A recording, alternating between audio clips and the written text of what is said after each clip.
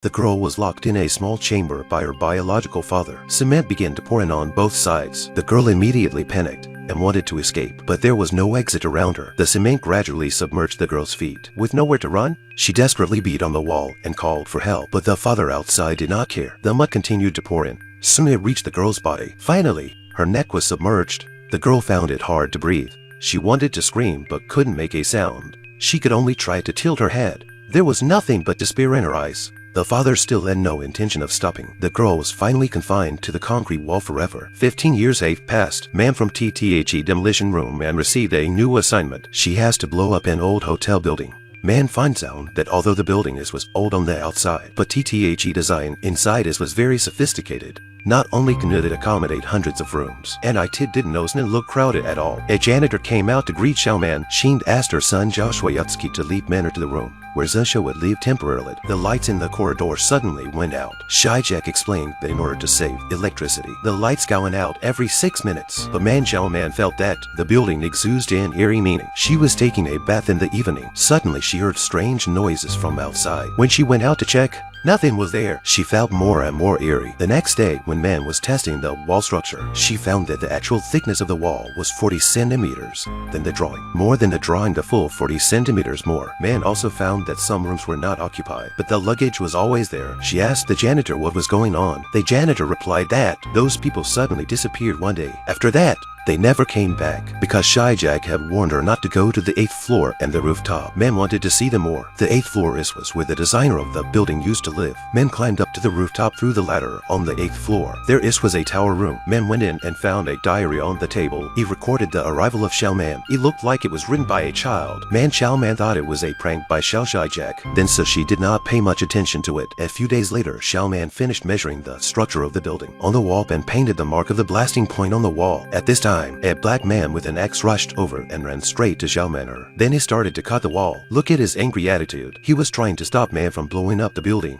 Blood suddenly came out of the nail holes in the wall. The woman reached out to make sure it was human blood, but then two white arms burst out of the wall. Anan grabbed her. The woman tried to break free, but to no avail. Then she was put into a small chamber. Concrete began to pour in all around her. The woman's body was gradually submerged. She couldn't move at all. When the cement reached her neck, a strong feeling of suffocation wrapped around her. The woman woke up with a start. Fortunately, it was just a dream. When she got up, she saw her boyfriend Da Chuangong, who came to visit her. Xiaoman told him what she had observed. The two of them began to explore the interior of the building. They stumbled upon a secret vertical passage. In this passage, they could see the bathrooms of many rooms. Inside a room hung with a single area for peeping. This shows how sick the designer of this building was. Man learned it from the news back then. 16 bodies had been excavated from the walls of this building. Among them were Jack Xiaoshuai's father and the designer. Man and her boyfriend were making out in the room at night. Little did she know that Xiao Shijak was listening inside the wall. His face was full of pain. The next morning, when Man came out of the room, she saw a puddle of blood on the floor. It was from under the door of another room. Xiao Maman pushed open the door and was scared to scream. Xiao Shijak's dog was brutally killed at some point. Xiaoman's first reaction was Man thought that Shijak had done it, but Shijak firmly denied it. He also showed sadness for the death of his pet. Man's demolition work was almost finished. She just needed to send the information to the demolition team, and that was it. Before leaving, Xiao Shijak gave her a diary with the designer's manuscript on it. Maybe this way, Man could find out the secret of the building. According to this diary, they know that there was a big hole on the rooftop. It was creepy and deep down, but the sound of Xiao Shijak's cry for help came from inside. He accidentally fell and broke his leg. He asked Men to help him. The two kind people brought a rope and set up a pulley. Xiao Maman going down with the rope. She did not know that this was a trap. The woman was going down the rope to save him someone, but their boyfriend above was shot by a dart. He was killed instantly. The woman fell to the bottom of the hole in a panic. Men did not expect there was another person in the hole. That was the designer Lao piped her. It turns out his was not dead because he had sealed the janitor's husband into the wall. He was retaliated by him. The outside world thought the designer had died. In fact, he was always imprisoned here. Old Kuipervis is a crazy architect. He thought that by keeping people inside the walls forever, Ta could ensure that the building has a soul that would last forever, even at the expense of his daughter's life. Xiao Shijak climbed up through the secret passage long ago. Because of Xiao Maman's beauty, he wanted to imprison her here forever. Man used the walkie-talkie to beg the other side to let her go, but Xiao Shuayatsuki was not moved. Man tilted her head and started to undress, trying to make a gesture to Xiao Shijak to let her go. But Xiao Shijak was still indifferent. Man had to lie about her broken leg. She needed some medicine.